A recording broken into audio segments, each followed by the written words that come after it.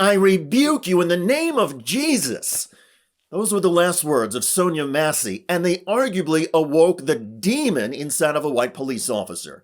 In Springfield, Illinois, the cop shot and killed the unarmed 36-year-old Sonya Massey. She had been holding a pot of water the cops asked her to take off of her own stove. Huh? Where you going? Away from your hot steaming water. Away from my hot steaming water? Yeah. Oh, I would rebuke you in the name of Jesus. Huh? I rebuke you in the name of Jesus. You better not. I swear to God, I'll shoot you right in your face. Okay, I'm sorry. Drop the pot!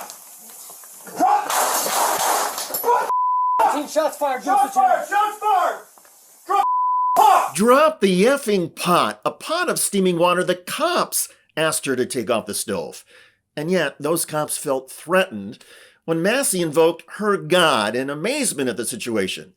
Massey was the person who had called police to report a prowler. Officer Sean Grayson, as the officer opened fire, at least one of his shots struck Massey in the head.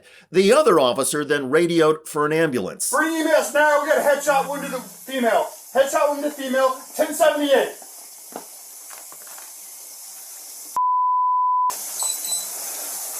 I was on. I'm gonna go get my kit. No, she's done. You can go get it, but that's a headshot. God damn it. God. That's a headshot. She's done, said Deputy Grayson. This incident happened on July 6th at 1 in the morning. Massey had called emergency dispatch to report a possible burglar near her Springfield home. Two deputies from the Sangamon County Sheriff's Office then responded and entered Massey's home. The police seemed frustrated and asked Massey for her full name and identity. You have an ID, that'd make things so much easier. I just need shit. Just driver's license will do, and then I'll get out of your hair.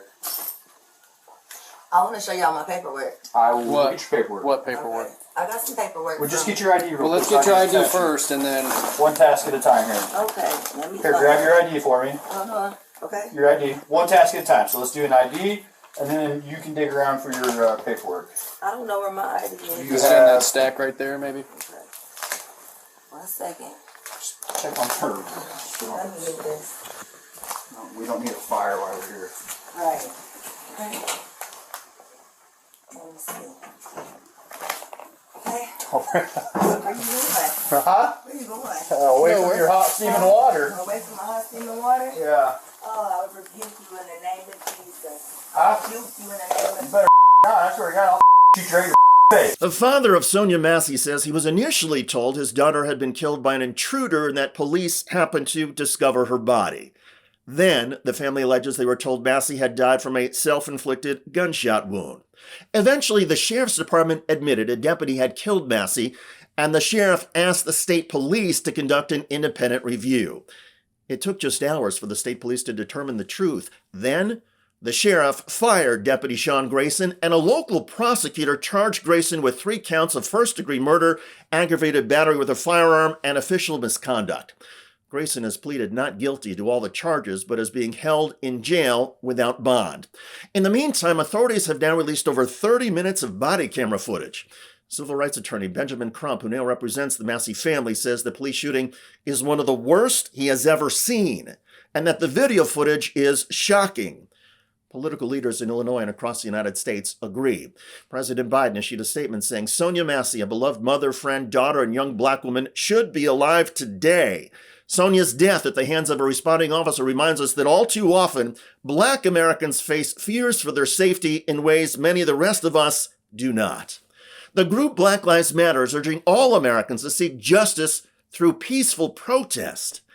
To be clear, the shooting is horrific and beyond gut-wrenching. It underscores that black people in America cannot escape police violence even in their own homes. And it's also a stark reminder that America needs to take more steps to address police brutality and misconduct and racism. All too often, police are trained to dominate an interaction. And when somebody looks or seems different from a cop and says something a police officer doesn't like, the officer with a gun and a badge often escalates with force, tossing aside constitutional rights. And when the use of force is physical or violent, innocent people get killed. It doesn't have to be this way.